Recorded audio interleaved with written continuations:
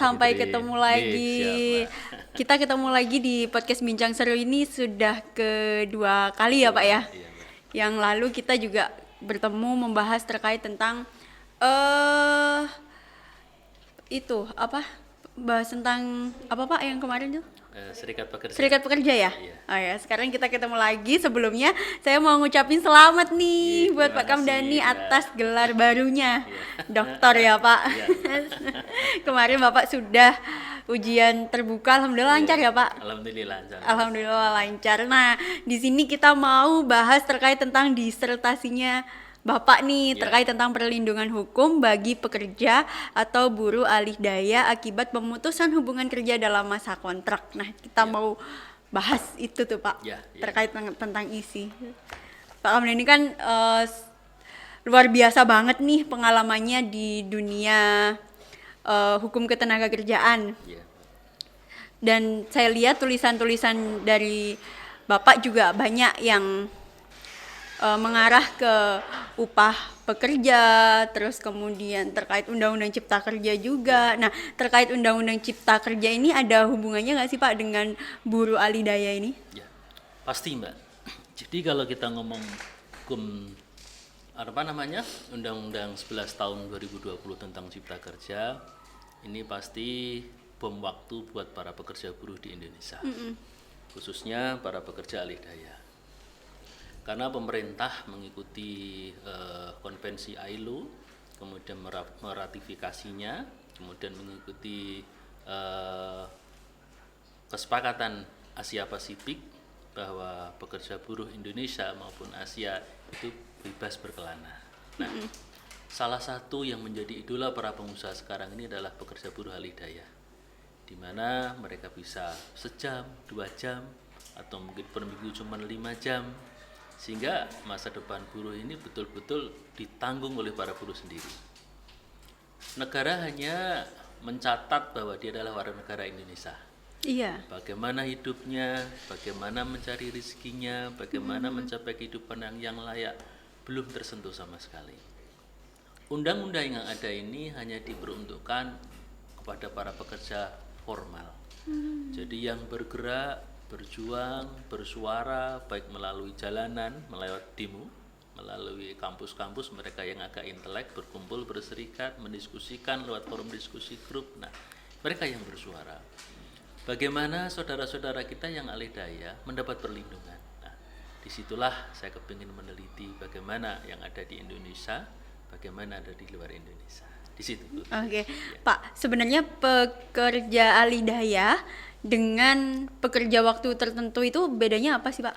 Jadi begini, kalau pekerja waktu tertentu itu diikat oleh kurun waktu. Misalkan si A harus bekerja di perusahaan A minimal 1 tahun.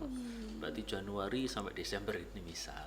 Nah, status mereka apa? Bisa PKWT, diikat oleh perusahaan pemberi kerja langsung, atau mereka lewat perusahaan penyedia jasa tenaga kerja. Nah, itu PKWT. Alih daya bagaimana? Mereka bisa seperti itu. Cuman bedanya alih daya ini seolah-olah mereka tidak tahu siapa bos saya. Mereka bekerja untuk orang lain tapi lewat pintu perusahaan yang dia naungi. Berarti seperti pekerja borongan gitu ya Pak ya istilahnya? Kalau kita ngomong pekerja borongan, dia tahu bosnya siapa. Oh. Tapi alih daya ini tidak pernah tahu. Misal Bu Fitri ada salah satu perusahaan besar misalkan, dia bagian supir, dia adalah pekerja alih daya. Siapa bosnya? PT yang dia naungi. Melayani siapa dia pokoknya dilayani, karena dia tidak mendapat gaji langsung dari sana. Nah, sehingga keberadaan mereka sangat-sangat terumbang-ambing dalam kaitan kepada siapa saya mengabdi. Tidak ada ketidakpastian gitu ya Pak ya? Ya, jadi masa kerjanya terukur oleh waktu, pengabdiannya bisa hari ini di sini, besok di sana, seminggu di sini, seminggu di sana. Lah, inilah pekerja buruh alih daya. Sehingga mereka kontrak kerjanya, jasa kerjanya untuk melayani, bukan untuk mengabdi. Kalau mengabdi kan, oh saya akan sekian lama. Nah, Alidaya ini enggak. Pokoknya seminggu saya di PT A, seminggu lagi di PT B, seminggu lagi di PT C. Nggak jelas gitu Nggak ya, Pak? jelas. Nah, sudah seperti itu kadang-kadang secara kontraktualnya, sistem perjanjiannya, dia juga enggak berdaya. Namanya orang butuh, ya mau enggak mau, suka enggak suka diterima dulu kan gitu. Oke, berarti kalau PKWT tadi kan ada perjanjiannya ya Pak ya. Ya. Kalau pekerja alih daya ini tidak ada perjanjiannya atau bagaimana? Ada. Kalau dilihat dari tadi yang pekerjaannya tidak jelas gitu. Jadi para pekerja buruh alih daya itu diikat bahwa mereka bekerja sesuai dengan jabatan yang tidak tetap. Tulisannya begitu. Tidak tetap. Nah, ketika ngomong tidak tetap, tapi penempatannya tetap, mereka juga tidak bisa menolak. Saya sudah melakukan perikatan. Kalau saya tidak mau melayani ini, berarti saya dianggap mengundurkan diri, saya diminta mundur, atau saya harus meninggalkan pekerjaan ini. Dilematis. Nah, bagaimana posisi mereka? Ya tadi, dia menjalani profesi ya dengan apa yang ada dan apa yang tertulis. Apa di dalam perjanjian tersebut, dia jalani sebagaimana apa yang telah dia sepakati. Gitu, Mbak Fitri.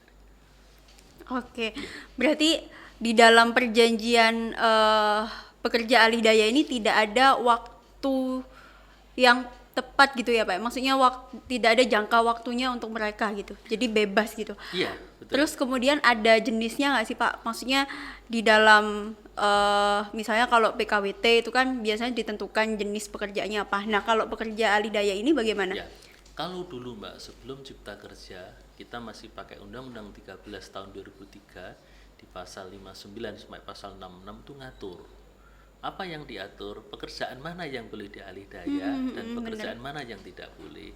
Cipta Kerja sangat-sangat bebas.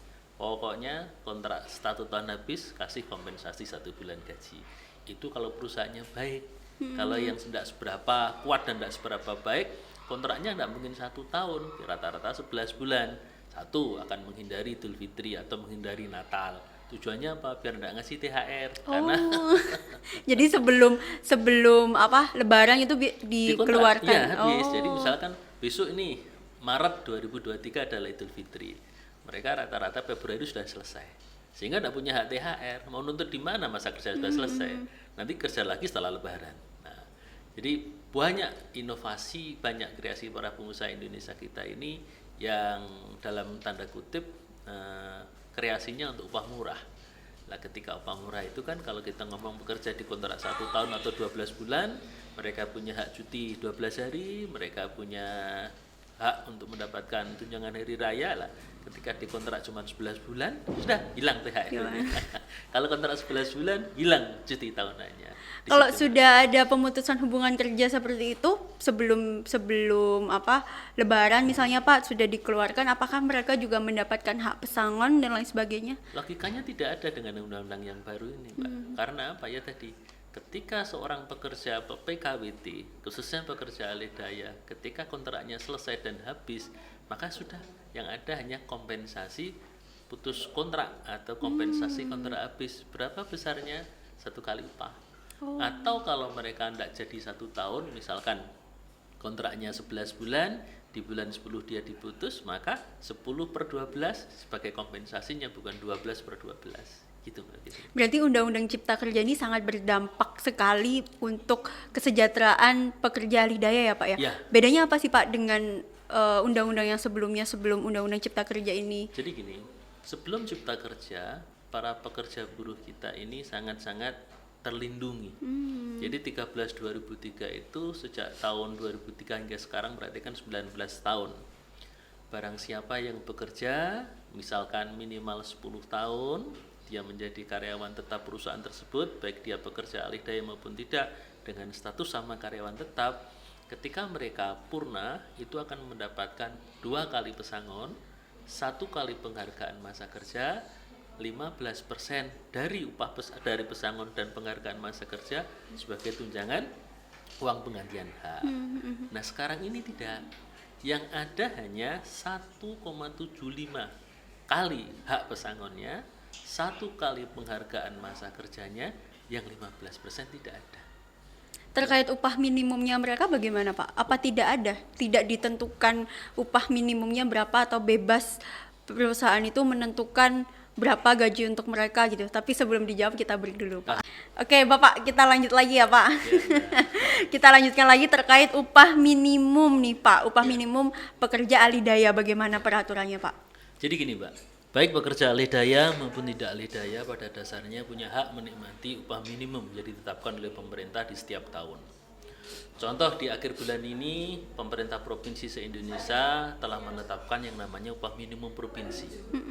Khusus Jakarta tidak ada upah minimum kabupaten kota, tapi menerapkan upah minimum provinsi. Sehingga Jakarta sudah ditetapkan upahnya.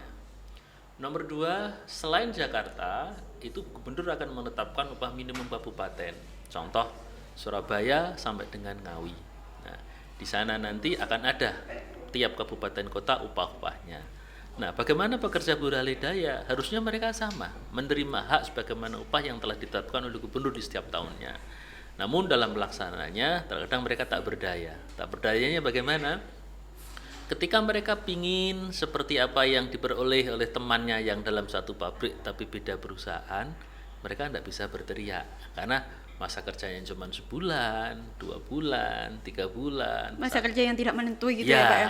Karena kan suka-suka perusahaan yang menempatkan dia. Karena ya siapapun butuh aman, siapapun butuh terjamin kelangsungan hubungan kerjanya lah. Ketika pekerja alih daya pengen bisa bisi-bisi aja, kamu minta upah naik ya, sudah besok tidak kerja, selesai. Gitu Mbak. Nah, apakah mereka punya hak yang sama? Punya. Cuman ya tadi, ketika undang-undang yang baru ini digulirkan, penuh dengan bahasa kita kerapuhan di dalam sistem pengawasannya, sehingga para pekerja buruh alih daya ini yang paling terugikan dalam bahasa praktek. Karena apa? Mereka mau berserikat ya tidak mungkin karena masa kerjanya seumur jagung.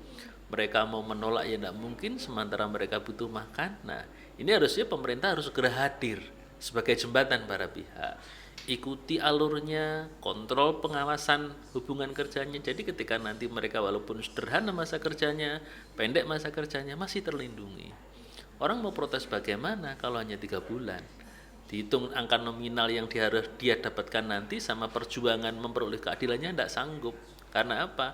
Masa kerja 1 tahun, kalau ngomong kosong dianggap karyawan tetap, paling 1 kali upah. Terus kalau diperjuangkan di pengadilan, ongkos ngejar 1 kali upah sama dengan biaya ngejarnya tidak imbang. Meskipun dia pekerja alih daya itu dipekerjakan selama misalnya nih Pak bertahun-tahun, 5 tahun, 6 tahun seperti itu, terus kemudian dia dikeluarkan. Berarti pesangonnya dia itu tetap hanya cuma 1 kali gaji itu aja. Tidak diperhitungkan seperti pekerja pada umumnya. Nah, jadi begini Mbak, kalau mereka memang 1 tahun pertama dikontrak, kemudian dikasih 1 kali upah per bulan, selesai sudah. Tahun kedua dikontrak lagi, habis lagi dikasih 1 bulan upah, selesai sudah. Nah, cuman yang ini belum pernah disimulasi oleh para pengusaha karena undang-undang kita baru. Anggap aja mereka nanti 20 tahun dikontrak. Berarti mereka akan menikmati 20 kali gaji yang dia dapetin. Betul. Kalau dibandingkan dengan teman-teman kita yang karyawan tetap, untung mana Pak? Ya otomatis masih untung yang karyawan tetap. Karena apa? Ada 9 kali gaji, kemudian ada yang sampai 14 kali gaji, berarti kan lebih tinggi karyawan yang tetap. Itu tadi. Ya, apalagi mereka kalau 20 tahun masuk kerjanya usianya misalkan 30 tahun, harapan pensiun masih ada, masih 1,75% dari pesangon yang dia dapetin sama penghargaan masa kerja sama hak lainnya yang mungkin mereka masih ada. Kalau pekerja alih daya yang kemudian mereka dikontrak selama 20 tahun, setiap tahun dikasih kompensasi kontrak habis, ya cuma dapat 20 kali gaji kalau mereka 20 tahun. Matematis lebih diuntungkan pekerja organik atau pekerja tetap. Begitu Mbak. Berarti ini dong Pak, tidak ada keadilan bagi mereka. Kan tujuan negara Indonesia ini kan untuk mewujudkan masyarakat yang sejahtera, adil dan makmur seperti itu ya Pak ya.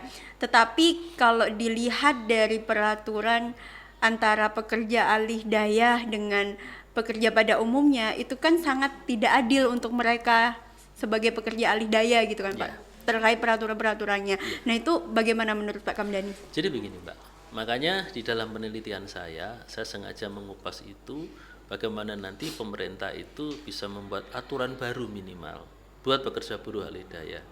Kalau pekerja bola lidah disamakan dengan pekerja formal, pekerja organik, pasti akan binasa, Mbak. Tidak mampu dia. Karena apa? Masa kerjanya cuma 3 bulan, maksimal 1 tahun ya. Kalaupun toh dikontrak dia hanya mendapatkan kompensasi kontrak habis, sementara waktu dia tidak bisa berorganisasi, kecuali ada kampus-kampus yang membuka LKBH, kemudian membuka forum diskusi, pelatihan prakerja, ketika kerja bagaimana, kemudian dia kerja di mana kita share ke pemerintah khusus bagian pengawasan biar diawasi. Itu baru hadirnya pemerintah di situ. Nah sekarang ini kan mereka tidak cari kerja sendiri, nego sendiri, tidak pernah diawasi. Nah ketika ada masalah, pemerintah hanya nyiapin tempat penyelesaian, litigasi maupun non litigasi. Itu waktunya tidak ada yang singkat, Mbak. Lama Semuanya bermuara di pengadilan PHI. Bisa dibayangkan pekerja alih daya gugat THR-nya harus sampai ke PHI. Habisnya banyak ya, Pak. Nah, makanya di penelitian saya mencontohkan sebagai komparasi kayak di Inggris, kayak di Jepang. Nah, kenapa menjadi komparasi saya? Karena di negara tersebut pekerja alih daya sama-sama mendapatkan perlindungan. Jadi ketika masa kerjanya habis, oke, ini hakmu ya diberikan. Silakan cari kerja lagi. Kalau mereka baik dikasih rekom, silakan ngelamar di sana, kerja di sana. Bilang ya kalau kerja dari PTA, itu pasti diterima. Lah, kalau di negara kita hal itu masih jauh dari angan-angan. Tidak dihiraukan ya Pak ya. Makanya Meskipun dia udah bilang udah bekerja di PT A, B, C, tidak dihiraukan. Pengalaman masih tidak pernah dipertimbangkan di negara kita. Karena tadi Mbak, lapangan kerja sama angkatan kerja tidak berimbang. Makanya negara harus hadir dalam masalah ini. Lebih banyak angkatan kerjanya ya Pak. Betul. Karena pada setiap perusahaan sebunafit apapun, antara pekerja alih daya sama pekerja organik sekarang lebih banyak alih dayanya. Sepertiga organik, kemudian 2/3-nya adalah alih daya. Berarti kan aturan hukum yang ada di negara kita ini, kalau boleh saya ngomong agak streng sedikit, masih pro kapitalis. Jadi yang punya uang banyak yang dilindungi, yang tidak punya uang dia terserah kamu mau hidup mau mati, terserah kan gitu. Kalau kamu tidak teriak, saya pura-pura tidak tahu lah. Negara masih begitu, Mbak. Berarti perlindungan hukum bagi mereka itu belum ada ya Pak ya? Belum ada. Undang-undang Cipta Kerja ini masih belum cukup nih untuk melindungi para pekerja alih daya tersebut gitu. Lebih parah, Mbak. Jadi kalau saya boleh mengkomparasi 13/2003 dengan 11/2020, lebih menguntungkan 13/2003. Buat siapapun, pekerja alih daya, pekerja borongan tetap, borongan tidak tetap, pekerja harian, pekerja tetap, masih menguntungkan karena masih dihargai. Nah ini kan sebuah carut marut aturan hukum, undang-undang dirubah sebagian, dihapus sebagian, dan sama-sama berlaku. Nah ini yang susah. Dan embrio serta muaranya tadi, setiap perselisihan semuanya ke jalur hukum. Litigasi kalau pihak sepakat ya jalan, kalau tidak sepakat sama saja. Apalagi non litigasi, tidak laku. Lalu kan kemarin kan sempat ada berita yang sangat ramai banget terkait Undang-Undang Cipta Kerja yang dinyatakan inkonstitusional bersyarat tuh Pak. Ya, betul. Nah, apakah nantinya nih ada perubahan terkait peraturan tentang pekerja alih daya ini Pak? Ya, jadi harapan saya sebagai aktivis, sebagai akademisi, bersuara kepada pemerintah, ayolah diatur yang jelas, diatur yang tegas. Ini yang bangsa kita.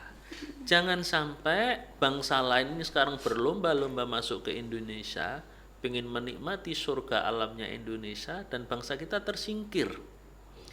Mereka memang orang yang paling tangguh di dunia menurut pengamatan ya Mbak, karena saya beberapa kali main ke tetangga sebelah sana. Indonesia ini dibiarkan orangnya hidup. Kalau yang lain sudah mati Mbak, dalam bahasa kasarnya begitu. Karena apa? Negara hadir hanya sekelas tepuk tangan, upacara, atau sambutan, atau bantuan tertentu, habis itu ditinggalkan. Tapi mereka yang abang beca, gojek manual, pedagang kopi, mereka bisa hidup tanpa mengandalkan jaminan sosial dari negara. Memang yang sudah bisa kita rasakan adalah jaminan kesehatan terhadap BPJS. Indonesia sudah mulai bagus, tapi ya dengan hal yang baru ini banyak tumpang tindih.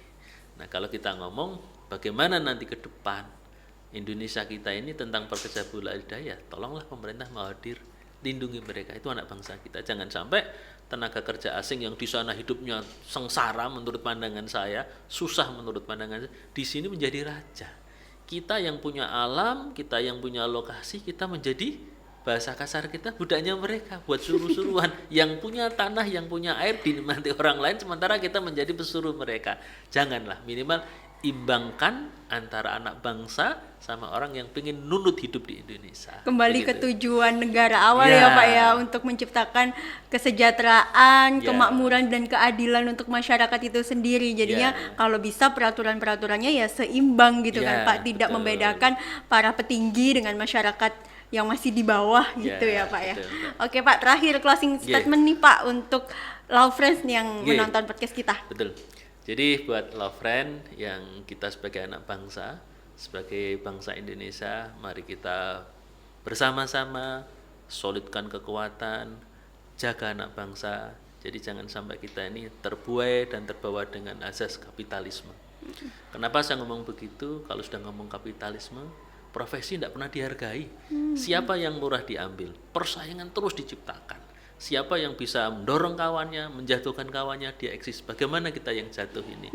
Kita hidup di tanah yang sama, di negara yang sama, tapi kenapa dapat makan aja tidak sama? Iya, Begitu. benar. Yang penting solid, kompak, saling melindungi. Saling Begitu, melindungi Mbak. satu sama lain ya Pak ya. Betul. Adil satu sama Ya. lain. Oke, terima kasih banyak Oke, Pak Mbak Fitri, Kamdani makasih. sudah Oke. hadir di podcast kita. Semoga kapan-kapan bisa bincang seru lagi Ya, dengan tema siap, yang siap. lain lagi. Oke. Oke, Mbak. Terima kasih banyak Oke, Pak Kamdani. makasih, Mbak.